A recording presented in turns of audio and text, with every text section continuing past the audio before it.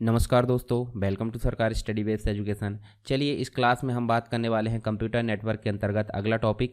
जैसे कि हम बात कर रहे हैं डेटा लिंक लेयर की, उसके अंतर्गत हमने बेसिक रूप से बात करें उसकी सर्विसेज क्या होती है, साथ ही हमने दूसरी चीज़ क्या बात करें एरर डिटेक्शन टेक्निक की। तीसरी चीज़ हम यहाँ पर बात करेंगे डेटा लिंक कंट्रोल की। डेटा लिंक कंट्रोल का मतलब क्या हो जाता है, जब यहाँ पर डेटा लिंक लेयर के अंतर्गत नोड टू नोड डिलीवरी की बात की जाती है तो एक नोड से दूसरे नोड के अंतर्गत जो डेटा भेजा जाता है तो यहाँ पे कोई ना कोई फिजिकल माध्यम से भेजा जाएगा और साथ ही रिलायबल डिलीवरी का यहाँ पे भरोसा दिया जाता है। तो यहाँ हम बात करते हैं, देखिए हमने हाफ डुप्लेक्स की बात करी थी। हाफ डुप्लेक्स का मतलब क्या हो जाता है कि जब डेटा यहाँ से यहाँ तक भेजा जाएगा तो रिसीवर साइड में सिर्फ रिसीव किया जाएगा, ना कि सेंड किया जाएगा। तो एक समय में या तो सेंड किया जाएगा या तो रिसीव किया जाएगा। इस टेक्निक को बोल देते हैं या इस मोड को बोल देते हैं हाफ डुप्लेक्स। जब यहाँ से यहाँ तक भेजा जाएगा तो दूसरा व्यक्ति यहाँ पर ना भेजे, तो इसको कंट्रोल करने का काम कौन करेगा, डेटा लिंक कंट्रोल। तो ये एक प्रकार की सर्विस है जो कि डेटा लिंक लेयर के अंतर्गत प्रोवाइड की जाती है। तो अगर दोनों डिवाइस एक दूसरे के पास में डेटा भेजने लगे एक साथ, कब, जब हाफ डुप्लेक्स मोड हो, तो यहाँ पे डेटा कोलाइड यानी कि डेटा कॉलिजन, जिसे हम टकराव बोल देते हैं डेटा का, वो होने की चांसेस है और साथ ही डेटा लॉस यहाँ पे हो जाएगा।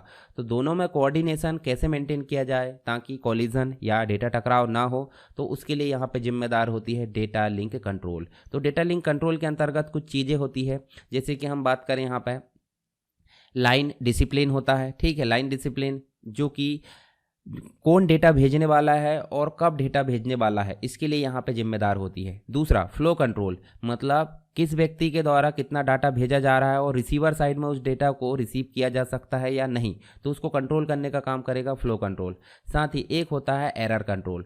तो एरर कंट्रोल के अंतर्गत हम देखेंगे एरर डिटेक्शन, जैसे कि आगे हमने पीछे बात की थी कि एरर करेक्शन और एक एरर डिटेक्शन होता है। तो ये कि how can error be detected and corrected, मतलब कैसे एरर को चेक किया जाएगा और दूसरा उसको करेक्ट कैसे किया जाएगा। तो ये सारी जिम्मेदारी किसकी होती है, डेटा लिंक कंट्रोल की। तो चलिए सबसे पहले हम बात करेंगे किसकी, लाइन डिसिप्लिन की। लाइन डिसिप्लिन के अंतर्गत हम बात करें तो यहाँ पे बेसिक रूप से दो चीज़ें देखने को मिल जाती है। कौन कौन सी, एक तो इंक्वायरी और एक्नॉलेजमेंट, दूसरा मिल जाता है पोल और सेलेक्ट। इंक्वायरी मतलब ENQ, जिसमें हम बोलें तो डेटा कनेक्शन के लिए इस्टेब्लिश करने के लिए इंक्वायरी भेजी जाती है। ठीक है, साथ ही एक्नॉलेजमेंट यानी कि वहाँ से ओके होने पे एक्नॉलेजमेंट हमको प्राप्त होता है। तो ये देखिए आपको इंक्वायरी और एक्नॉलेजमेंट का यहाँ पे डायग्राम है, आगे समझेंगे इसको। तो सिंपल सी बात है, यहाँ पे लाइन डिसिप्लिन क्या करता है कि कौन डिवाइस डेटा सेंड करने वाला है और कब सेंड करने वाला है, ये चीज़ हमको देखने को मिल जाती है लाइन डिसिप्लिन के अंतर्गत। तो चलिए इंक्वायरी और एक्नॉलेजमेंट को हम पहले जानते हैं।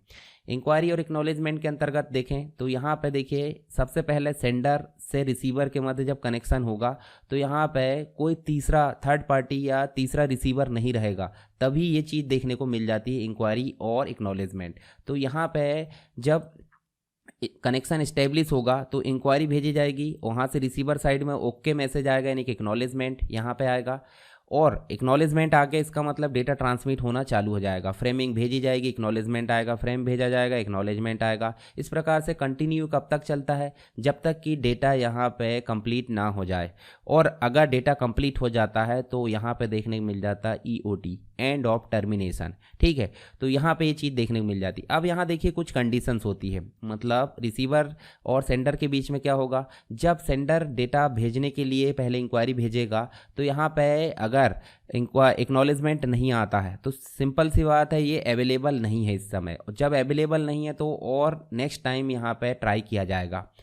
परंतु जब पॉजिटिव यानी कि एक्नॉलेजमेंट आ जाता है तो डेटा ट्रांसफ़र होते रहेगा एंड ऑफ टर्मिनेशन तक।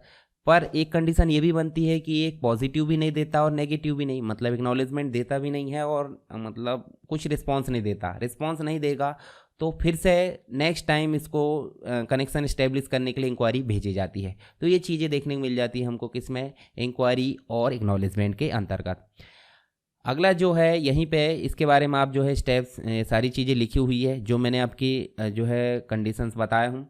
नेक्स्ट जो मिल जाता है इसमें टेक्निक वो मिल जाती है पोल और सेलेक्ट। पोल और सेलेक्ट के अंतर्गत आप देखेंगे तो एक होती है प्राइमरी डिवाइस और अन्य जो होती है आपकी सेकेंडरी डिवाइस। ठीक है, सेकेंडरी डिवाइस जैसे कि टोपोलॉजी में हमने देखे थे ट्री टोपोलॉजी या जो भी, तो प्राइमरी डिवाइस को प्राइमरी स्टेशन बोलते हैं और सेकेंडरी डिवाइस को सेकेंडरी स्टेशन बोलते हैं। तो यहाँ देखिए जब डेटा यहाँ पे भेजने या प्राप्त करने की बात होगी तो पोलिंग यहाँ देखने को मिल जाती है और सेलेक्टिंग देखने को मिल जाती है। तो देखिए दो प्रकार की टेक्निक है यहाँ पे, पोल और सेलेक्ट। तो पोल और सेलेक्ट के अंतर्गत हम देखेंगे यहाँ पे जब प्राइमरी स्टेशन जो है, primary device multiple secondary device से कनेक्ट होता है, मतलब ये जो होता है आपका इनिशिएटर बोल सकते हैं हम, डेटा एक्सचेंज करने के लिए यहाँ पे ये जिम्मेदार होता है। साथ ही हम बात करें तो जितना भी कंट्रोल होता है वो प्राइमरी डिवाइस का होता है, मतलब इसके इंस्ट्रक्शन को ये सब सेकेंडरी डिवाइस को फॉलो करना बहुत ही आवश्यक है। इसके अलावा हम देखें यहाँ प्राइमरी डिवाइस जो है इनिशिएटर मानी जाती है, सेशन को इनिशिएट करना यानी कि भेजना और प्राप्त करना इसी के हाथ में है, शुरुआत करने का सबसे मेन डिवाइस इसी को बोल सकते हैं। और जब ये डेटा को रिसीव करना चाहता है, मान लो ए से रिसीव कर सकता है या फिर बी से रिसीव कर सकता है या फिर सी से रिसीव कर सकता है, किसी से भी जब रिसीव करने की बारी हो प्राइमरी डिवाइस की, तो इस कंडीशन को हम बोल देते हैं पोलिंग। क्या बोल देते हैं? पोलिंग। परंतु जब डेटा ट्रांसफ़र यानी कि ये फर्स्ट डिवाइस को भेज सकता है, सेकंड को भेज सकता है या थर्ड को भेज सकता है, तो जब भेजने की बारी हो तो इस कंडीशन को बोल देते हैं सेलेक्टिंग, यानी सेलेक्ट। पोल और सेलेक्ट, पोल मतलब रिसीव करना, सेलेक्ट मतलब सेंड करना। चलिए थोड़ा थोड़ा और देख लेते हैं इसके बारे में। तो यहाँ देखिए सेलेक्ट की अगर बात करें तो जब डेटा सेंड करने की बारी हो, यानी कि प्राइमरी डिवाइस जो प्राइमरी डिवाइस है जब डेटा सेंड करने की बारी हो तो इस कंडीशन को हम क्या बोलेंगे? सेलेक्टिंग बोलेंगे, यानी कि सेलेक्ट फ्रेम यहाँ पे भेजा जाता है, साथ ही एड्रेस भेजा जाएगा।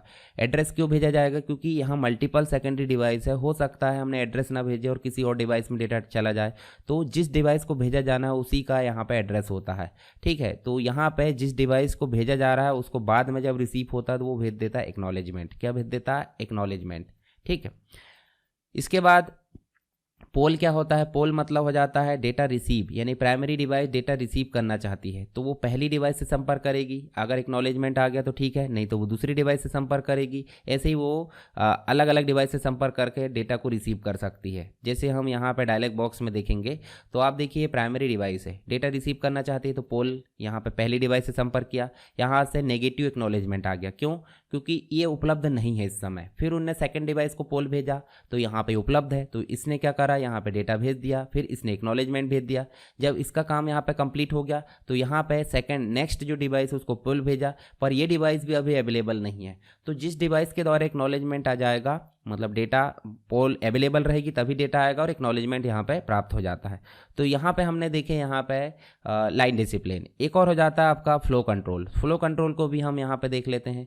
फ्लो कंट्रोल का मतलब क्या हो जाता है? फ्लो का मतलब ऐसा मान लीजिए कि यहाँ पे सेंडर के द्वारा कोई डेटा बाइट या डेटा बिट जो भी है भेजी गई है और अगर रिसीवर साइड में उतने रिसीव करने की क्षमता नहीं है तो सिंपल सी बात है यहाँ पे ज़रूरत किसकी पड़ेगी? फ्लो कंट्रोल की। तो फ्लो कंट्रोल मैनेज करता है बफर मेमोरी के रूप में या फिर ब्लॉक मेमोरी, बहुत सारी चीज़ें यहाँ पे, ताकि रिसीवर उसको कंजप्शन यहाँ पे कर सके और एक्नॉलेजमेंट भेज सके। अगर ओवरलोड हो जाता है और अगर वो कंजप्शन ना कर पाए और आप भेजे जा रहा है तो डेटा लॉस होने के चांसेस भी हो जाते हैं।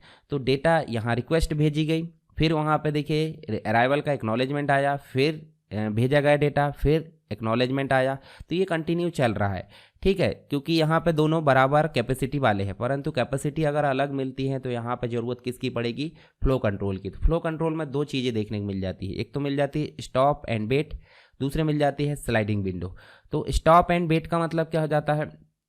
स्टॉप मतलब भाई सिंपल सी बात है, जब इसकी कैपेसिटी थोड़ी कम होगी तो ये बोल देगा स्टॉप कर देगा या वेट कर देगा, मतलब इसके पास इतनी कैपेसिटी तो होना चाहिए कि भाई डेटा ज़्यादा आ रहा है तो उसको टेम्परेरी रोक दें, मतलब इसको बोलने की क्षमता होना चाहिए, सेंडर को बोल दे कि भाई थोड़ा रुक जाओ, अभी डेटा जो है कंजप्शन चल रहा है, क्योंकि यहाँ कैपेसिटी उतनी नहीं है।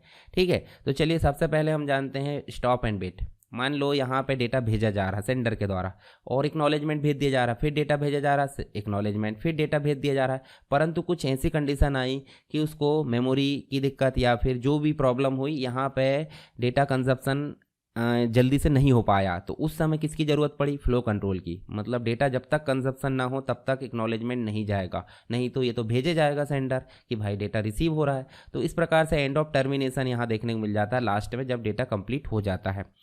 पर स्लाइडिंग विंडो में आपको देखने को मिलेगा थोड़ा मतलब एक्स्ट्रा चीज़ें देखने को मिल जाती है, जबकि यहाँ देखिए आपको जो स्टॉप एंड वेट है, जब तक कि एक्नॉलेजमेंट नहीं आएगा तब तक देखिए डेटा नहीं भेजा जा रहा है, एक्नॉलेजमेंट बहुत देर बाद आया तो अब डेटा भेजा जाएगा। पर स्लाइडिंग विंडो में आप देखिए, स्लाइडिंग विंडो में आपका ये कंप्लीट डेटा है मान लीजिए, तो यहाँ जो है सबसे पहले जो है ये 4 मतलब विंडो, स्लाइडिंग विंडो हम बोल सकते हैं कलेक्शन बिट का, तो 4 हमने एक साथ भेज दिए ताकि वहाँ से रिसीवर साइड से क्या आ जाए एक्नॉलेजमेंट। पर एक्नॉलेजमेंट आया 3 ही का, किसका, 0 का, 1 का, 2 का, और 3 का नहीं आया। तो उससे क्या होगा, 3 जो है अभी जो है पेंडिंग में पड़ा है, तो नेक्स्ट टाइम जो है फिर से उस बिट को कंप्लीट जोड़ लिया जाएगा जो रुकी हुई है और बाद में भेज दिया जाता है। तो ये देखिए आपको नेक्स्ट टाइम 3 बिट, और हालांकि एक पहले से यहाँ पे वेटिंग पे है, तो ऑलरेडी सेंड वाली जो बिट है जिसका एक्नॉलेजमेंट भी आ गया वो आप इसको देख सकते हैं।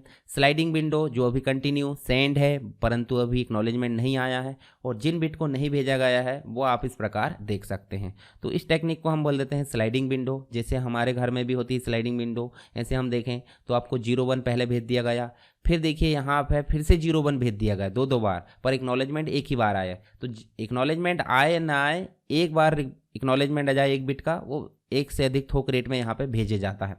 उसके बाद देखिए इसने एक्नॉलेजमेंट आया यहाँ पे और फिर भेज दिया, तो ये कुछ कारणवश डेटा लॉस भी यहाँ पे हो जाता है, ठीक है, फिर से भेजा जाएगा फ्रेम 3 के अंतर्गत। तो इससे बार बार जो है बैंडविड्थ यहाँ पे ख़राब होती है अगर बार बार भेजा जा रहा है, रीसेट हो जाता है, एंड ऑफ टाइम आप देख सकते हैं। तो कुछ बेसिक चीज़ें हैं फ्लो कंट्रोल के अंतर्गत, मतलब डेटा लिंक कंट्रोल हमने देखे हैं जिसके अंतर्गत हमने लाइन डिसिप्लिन देखे और फ्लो कंट्रोल देखे। तो ये दोनों चीज़ें आपको समझ में आ गई होगी। फिर भी कोई डाउट है तो आप मुझे कमेंट बॉक्स में बता सकते हैं। मिलते हैं नेक्स्ट क्लास में, तब तक के लिए जय हिंद।